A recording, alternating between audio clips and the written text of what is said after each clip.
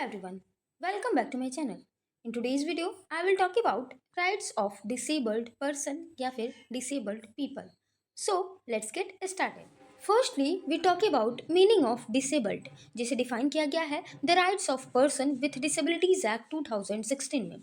ये जो डिफिनेशन है वो हर जगह चलता है, इंटरनेशनल लेवल पे भी चलता है, लेकिन बेसिकली इसे डिफाइन किया गया है इंडिया में the rights of person with disabilities act 2016 में। सो उसके according a person with the long term physical, mental, intellectual, or sensory impairment which, in interaction with various barriers, hinders their full and effective participation in society on an equal basis with others.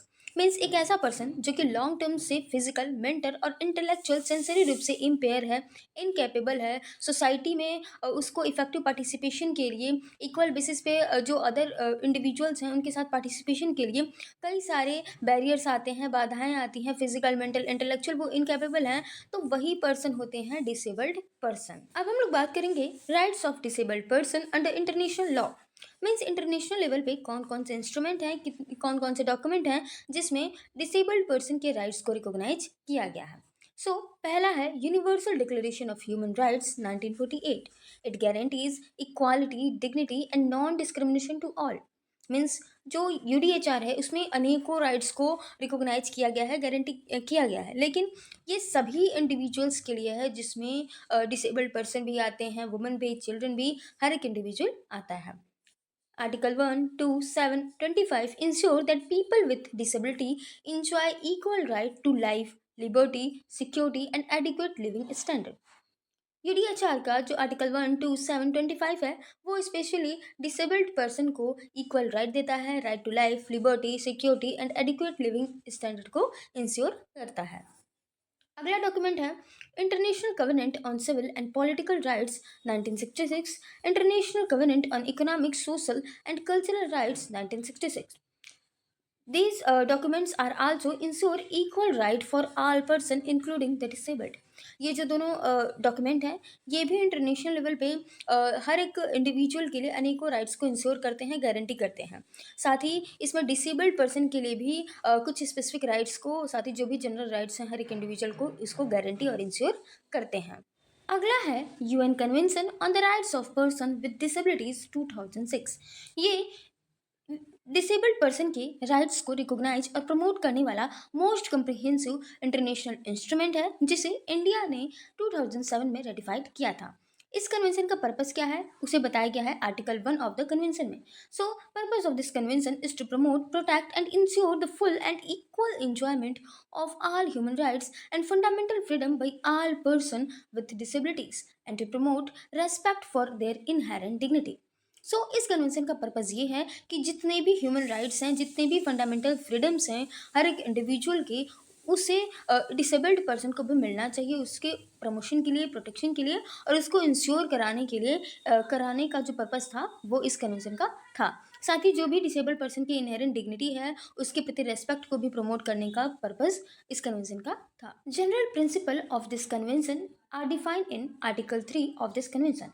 तो पहला principle है respect for inherent dignity, individual autonomy including the freedom to make one's own choice and independence of person. So जो पहला principal था उसमें ये कहा गया कि इनहेरेंट डिग्निटी, जो भी डिसेबल्ड पर्सन की इनहेरेंट डिग्निटी है उसकी रेस्पेक्ट करना, उसको फ्रीडम मिलनी चाहिए, जो भी पर्सन है उसको फ्रीडम मिलनी चाहिए खुद की जो भी लाइफ है उससे रिलेटेड डिसीजन को लेने के लिए। अगला प्रिंसिपल है नॉन डिस्क्रिमिनेशन।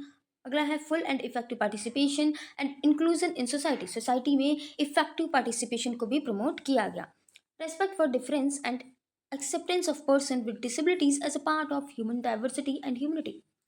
जो इंडिविजुअल्स हैं जो कि डिसेबल्ड पर्सन हैं उनकी रेस्पेक्ट करनी चाहिए, उनकी जो डिफरेंस है, उसकी जो भिन्नता है उसको एक्सेप्ट करके उन्हें ह्यूमन डाइवर्सिटी, ह्यूमनिटी के अंतर्गत उसका पार्ट मानना चाहिए। अगला है equality of opportunity, accessibility to public transport, accessibility to जो भी पब्लिक सर्विसेज है उसकी असेसिबिलिटी होना, पब्लिक प्लेसेस की असेसिबिलिटी होना, equality between man and women, respect for evolving capacity of children with disabilities and respect for the right of children with disabilities to preserve their identities.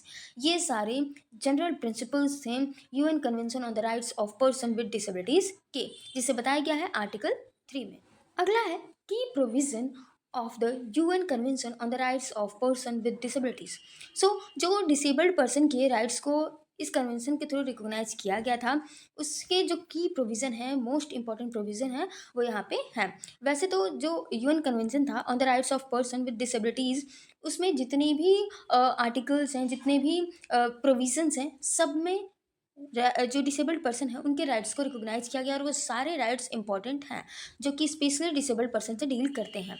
अब उन rights में से कुछ जो की प्रोविज़न है, कुछ मोस्ट इंपॉर्टेंट राइट हैं, उसे मैंने यहाँ बताया है। तो पहला है article 5 equality and non discrimination से रिलेटेड। दूसरा है article 8 raising awareness regarding to person with disabilities. Article 9 right to access to public places. Article 10 right to life. Article 11 equal recognition before the law. Article 13 right to access to justice. Article 14 right to liberty and security of person. Article 17 protecting the integrity of the person. Article 24 right to education. Article 27 right to work and employment. सो ये कुछ की और most important provision थे जिसे define किया गया है, जिसे प्रोवाइड कराया गया है, जिसे गारंटी और प्रमोट किया गया है UN convention on the rights of person with disabilities में। इसके साथ ही और भी अनेकों राइट्स हैं जो कि डिसेबल पर्सन से रिलेटेड हैं। यहाँ कुछ मोस्ट इंपॉर्टेंट प्रोविज़न ही मैंने बताया है। अब हम लोग देखते हैं rights of disabled person under Indian law. Means Indian law में डिसेबल्ड पर्सन के कौन कौन से राइट्स को रिकॉग्नाइज किया गया है, इसे देखते हैं।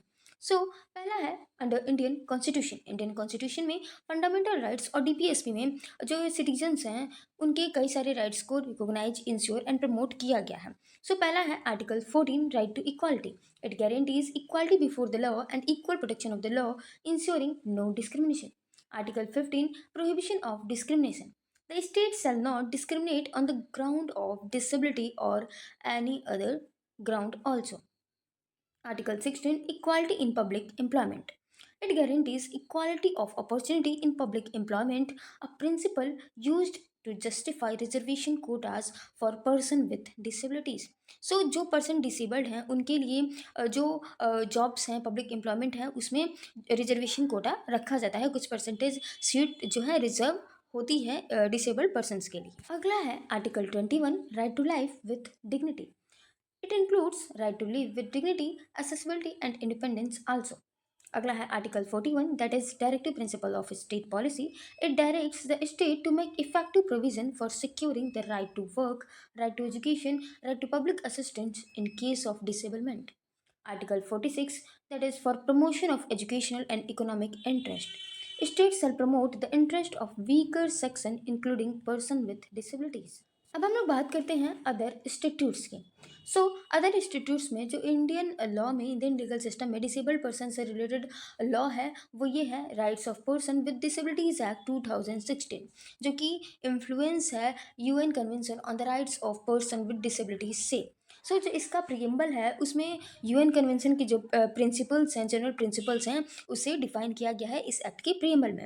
It come into force on 19 April 2017. It expanded recognized disabilities from 7 to 21 types. पहले 7 टाइप्स के डिसेबिलिटीज़ को ही रिकॉग्नाइज किया गया था, लेकिन इस एक्ट में 21 टाइप्स की डिसेबिलिटी को रिकॉग्नाइज किया गया है। It insured 5% reservation in government jobs and 4% in higher education. It focused on accessibility, inclusive education, employment and non-discrimination.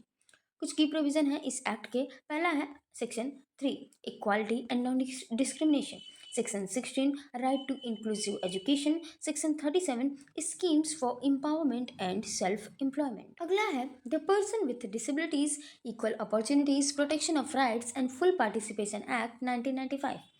It is the first comprehensive Indian law for disabled rights. Disabled person की right से related जो ये law है वो पहला comprehensive law था India में, जो कि 1995 का बना हुआ है। It ensure education, employment and non discrimination for disabled person. अब हम लोग देखते हैं social and economic security related to disabled person.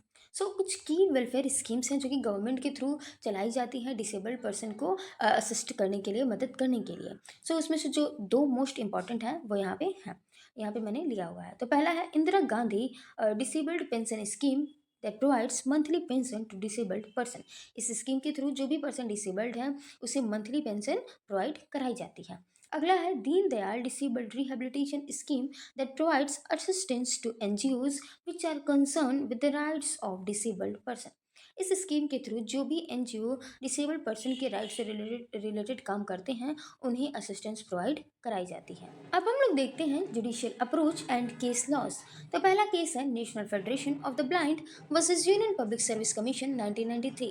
इस केस में सुप्रीम कोर्ट ने हेल्ड किया कि visually impaired candidates must be allowed to appear for the UPSC exam using braille और स्क्राइब्स। जो पर्सन विजुअली इम्पेयर्ड है मीन्स ब्लाइंड पर्सन है वो यूपीएससी एग्ज़ाम में आ सकता है, या तो वो ब्रेल लिपि का यूज़ करके वो एग्ज़ाम दे सकता है या फिर स्क्राइब्स के थ्रू मीन्स जो ब्लाइंड पर्सन है वो बताएगा और जो भी उसका साथी होगा, जो उसका पार्टनर होगा, जो उसका स्क्राइब होगा वो उस एग्ज़ाम को देगा मीन्स लिखेगा।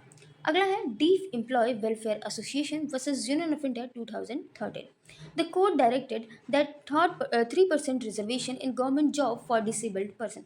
इस केस में कोर्ट ने ये डायरेक्ट किया कि गवर्नमेंट जॉब में जो डिसेबल्ड पर्सन है उनके लिए 3% रिजर्वेशन होना चाहिए। अगला है disabled rights group versus union of India 2018।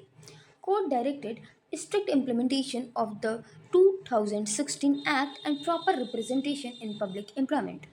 इस केस में कोर्ट ने ये डायरेक्ट किया कि 2016 जो एक्ट है the rights of person with disabilities जो एक्ट है उसका स्ट्रिक्ट इम्प्लीमेंटेशन होना चाहिए। साथ ही पब्लिक एम्प्लॉयमेंट में जो डिसेबल्ड पर्सन है उनका प्रॉपर रिप्रेजेंटेशन होना चाहिए। अगला है Javed अबीदी versus Union of India 1998. The court gave directives to make public space, transportation, specifically airports and aircraft, and infrastructure accessible to public with disabilities, reinforcing the principle that physical barriers are a form of discrimination। सो इस case में court ने ये direct किया कि जो government है उसे public जो भी स्पेस है, पब्लिक जो भी प्लेस है, जो पब्लिक ट्रांसपोर्टेशन है, स्पेशली जो एयरपोर्ट्स हैं, एयरक्राफ्ट हैं, वहाँ पे डिसेबल्ड पर्सन के लिए जो भी इंफ्रास्ट्रक्चर की ज़रूरत है वो उन्हें प्रोवाइड कराया जाए, क्योंकि फ़िज़िकल जो बैरियर है, जो फिज़िकल बाधाएं हैं डिसेबल्ड पर्सन के सामने, वो भी उनके लिए एक डिस्क्रिमिनेशन का फॉर्म हो जाता है। सो जो पर्सन विद डिसेबिलिटीज़ हैं उन्हें पब्लिक प्लेसेस पे स्पेशल जो चीज़ें इंफ्रास्ट्रक्चर की ज़रूरत है वो वहाँ पे प्रोवाइड कराई जाए। सो यहाँ पे हमारा कॉन्सेप्ट खत्म होता है। If you found this video helpful don't forget to like this video, subscribe my channel and share this video. मैं फिर से बोल रही हूँ, यदि वीडियो पसंद आया है, कॉन्सेप्ट क्लियर हुआ है तो वीडियो को लाइक करें, चैनल को सब्सक्राइब करें और वीडियो को ज़्यादा से ज़्यादा शेयर करें। साथ ही आप यदि इस वीडियो का, इस कॉन्सेप्ट का PDF नोट्स चाहते हैं तो वो मिल जाएगा मेरे टेलीग्राम चैनल पे मुस्कान जायसवाल्स एकेडमी। सो जाके फटाक से ज्वाइन कर लीजिए, वहाँ पे आपको वीडियो के लिंक भी मिल जाएंगे, साथ ही स्टडी मटेरियल भी मिल जाएंगे। मिलते हैं नेक्स्ट वीडियो में, तब तक के लिए बाय बाय।